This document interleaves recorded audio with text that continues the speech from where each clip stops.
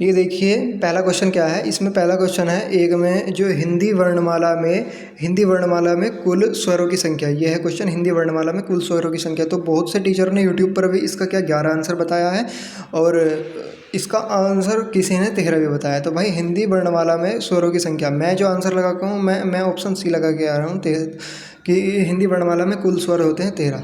ये देखिए मैं आपके सामने प्रूफ भी लाया हूँ। पहले क्लास का ही प्रूफ देख लीजिए। कुल संख्या स्वर यहाँ पर लिखा है और कुल संख्या जो है, कुल संख्या अगर पूछे तो मैम ने क्या बताया था, कुल संख्या 13 है। और इन्होंने अपनी बुक में भी दे रखा है कि स्वतंत्र रूप से, ये देखिए बुक का देखिए, स्वतंत्र रूप से बोले जाने वाले वर्णों को स्वर कहते हैं, इनकी संख्या। अगर कुल पूछे तो 13 लगाएंगे, 11 तो साधारण स्वर ही होते हैं और 2 क्या होते हैं इसमें अयोग भाव होते हैं, अंगा और आहा होते हैं। ठीक है, अनुस्वर और विसर्ग स्वर, ये 2 रहेंगे। तो इसका आंसर भाई साहब 11 भी हो सकता है और 13 भी हो सकता है। तो देखते हैं भर्ती बोर्ड क्या करेगा।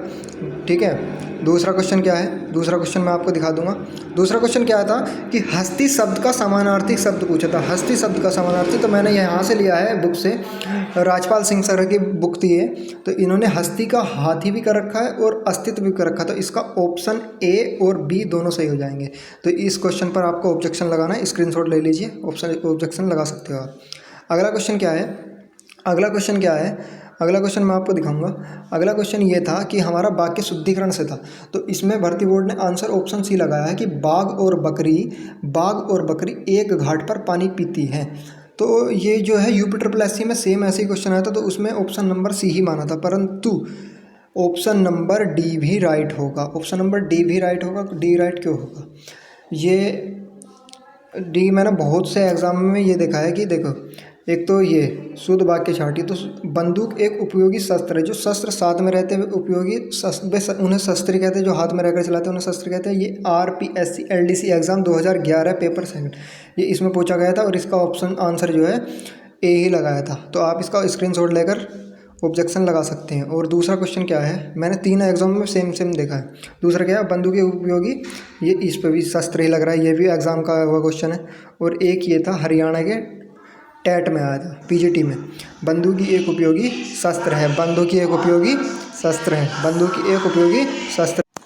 और एक क्वेश्चन क्या था, एक क्वेश्चन ग्राफ का था, हिंदी के ही ग्राफ का था कि महाकवि भूषण दरबारी कवि थे, उनके आश्रदाता राजा का नाम क्या था।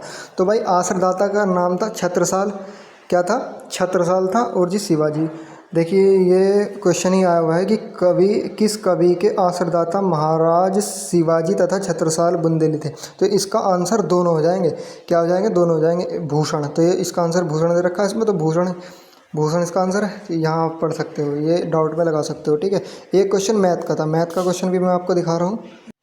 एक क्वेश्चन ये मैथ का भी हाथ लगा है भाई। मैथ का क्वेश्चन क्या है, मैथ के क्वेश्चन में इसका आंसर भर्ती बोर्ड ने बी दे रखा है, परंतु इसका आंसर क्या है, इसका आंसर ऑप्शन नंबर डी आ रहा था, क्या आ रहा था, डी। तो इस पर भी आप डाउट लगा सकते हो। ठीक है, धन्यवाद।